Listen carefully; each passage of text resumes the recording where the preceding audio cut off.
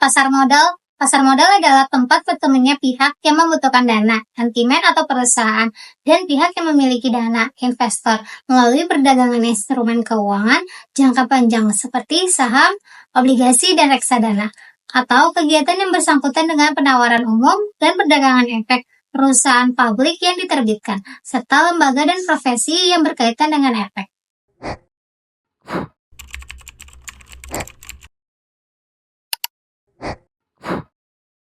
Yang selanjutnya, mengapa harus belajar pasar modal di Indonesia? Karena yang pertama, menjamurnya teori di kampus dengan praktek nyata di industri pasar modal Indonesia. Yang kedua, untuk membangun mindset bisnis, literasi keuangan, termasuk kebiasaan berinvestasi sejak dini.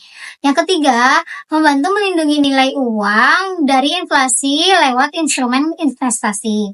Yang keempat, mengenal lebih dekat industri pasar modal sebagai peluang karir dan magang.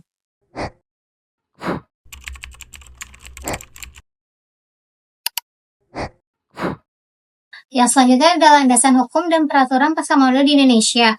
Yang pertama, Undang-Undang Nomor 8 Tahun 1995 tentang pasar modal mengatur seluruh kegiatan di pasar modal Indonesia, termasuk penawaran umum, perdagangan efek, perusahaan publik, lembaga, dan profesi penunjang pasar modal, serta kewenangan pengawasan oleh Otoritas Jasa Keuangan (OJK).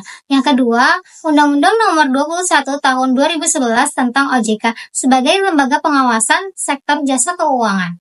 Yang ketiga, Peraturan OJK (POJK) mengatur tentang perusahaan publik, manajemen investasi, serta penawaran umum dan keterbukaan informasi. Yang keempat, Peraturan Bursa Efek Indonesia (BEI) mengatur percatatan saham, perdagangan, serta kewajiban pelaporan dan keterbukaan.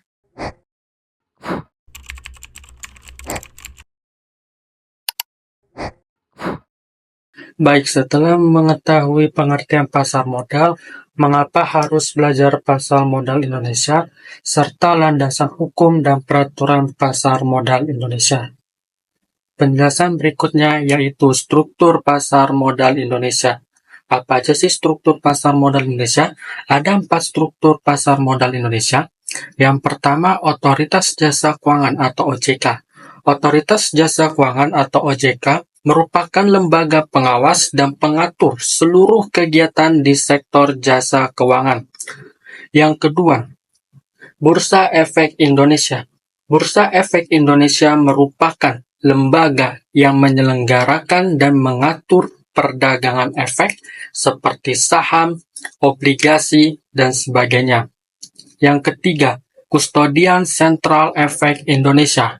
Kustodian Sentral Efek Indonesia merupakan lembaga yang menyediakan jasa kustodian sentral dan penyelesaian transaksi efek secara kolektif. Yang keempat, Clearing Penjaminan Efek Indonesia.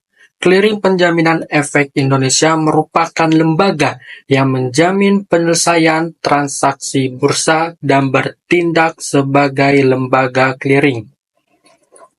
Mengapa kita perlu berinvestasi? Ada alasan mengapa kita perlu melakukan investasi. Yang pertama, meningkatkan nilai aset. Dengan investasi dapat memberikan potensi kenaikan nilai modal. Yang kedua, mengalahkan inflasi.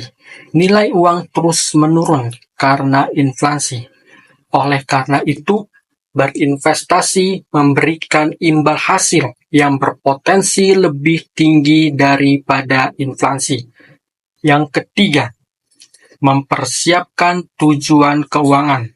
Dapat digunakan untuk tujuan jangka panjang seperti dana pensiun, pendidikan anak, membeli rumah, dan juga modal usaha. Mengapa pasar modal ibaratkan sebuah mall atau marketplace? Ada beberapa alasan mengapa pasar modal itu ibaratkan sebuah mall atau marketplace. Yang pertama, tempat bertemunya penjual dan pembeli. Pertemuan untuk bertransaksi barang.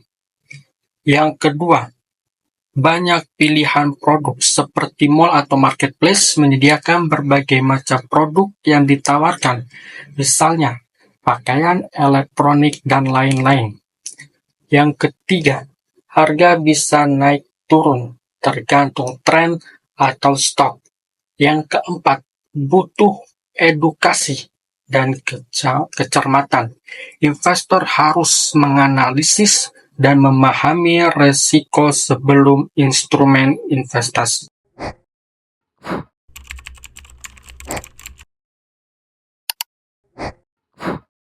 Pembahasan selanjutnya adalah produk financing apa saja yang ada di pasar modal Indonesia. Yang pertama, obligasi sukuk, yaitu versi syariah dari obligasi menggunakan akad seperti ijarah, sewa menyewa, mudharabah bagi hasil, atau wakalah perwakilan. Yang kedua, saham syariah, yaitu perusahaan yang menerbitkan saham syariah melalui IPO atau right issue untuk mendapatkan modal dari investor syariah. Yang ketiga, reksadana syariah, yaitu dana yang terkumpul di reksadana syariah bisa disalurkan ke instrumen pasar modal syariah, termasuk pembelian saham syariah atau sukuk yang diterbitkan oleh perusahaan.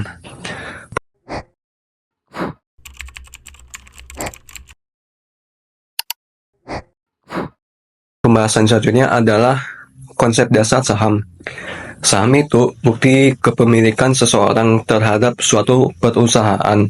Jika kita membeli saham, maknanya kita ikut memiliki sebagian perusahaan tersebut. Tujuan perusahaan menerbitkan saham adalah mendapatkan modal dari masyarakat, investor, untuk mengembangkan usaha, membayar utang, menambah aset, dan lain sebagainya. Apa yang didapat investor? Yang pertama, capital gain, yaitu keuntungan dari selisih harga beli dan jual saham. Yang kedua, dividen, yaitu pembagian laba perusahaan kepada pemegang saham jika perusahaan untung dan memutuskan bagi dividen. Pembahasan selanjutnya adalah jenis saham secara umum, yaitu ada dua, saham biasa dan saham preferen. Saham biasa itu saham yang memiliki hak suara penuh, sedangkan saham preference itu tidak memiliki hak suara terbatas ataupun tidak sama sekali. RUPS. Apa sih RUPS? RUPS adalah rapat umum pemegang saham yang melibatkan seluruh pemegang saham suatu perusahaan. Fungsinya apa? Yaitu menyampaikan aspirasi, mengawasi kinerja perusahaan, dan menentukan arah kebijakan perusahaan. Wewenang RUPS yang pertama ada mengubah anggaran dasar, yang kedua menyetujui laporan keuangan tahunan, yang ketiga mengangkat dan memberhentikan anggota direksi dan dewan komisaris, yang keempat memutuskan pembubaran perusahaan, yang kelima menyetujui perpanjangan jangka waktu berdirinya perseroan terbatas, yang keenam menyetujui penggabungan, pengambilan, atau pemisahan. Jenis RUPS ada dua, yang pertama RUPS tahunan dan yang kedua RUPS luar biasa. RUPS tahunan itu diadakan oleh perusahaan terbuka setiap tahunnya. Biasanya diadakan setiap 6 bulan setelah buku terakhir. Nah, yang kedua RUPS luar biasa. Biasanya diadakan itu setiap ada sesuatu hal yang mendesak seperti penggabungan usaha atau penerbitan saham baru dan lain-lain. Oke, selanjutnya ada mekanisme perdagangan saham. Yang pertama, pembukaan rekening efek. Yang kedua, perintah transaksi. Yang ketiga, proses di GATS, NextG. Yang keempat, konfirmasi transaksi. Yang kelima, pembayaran dan penyelesaian.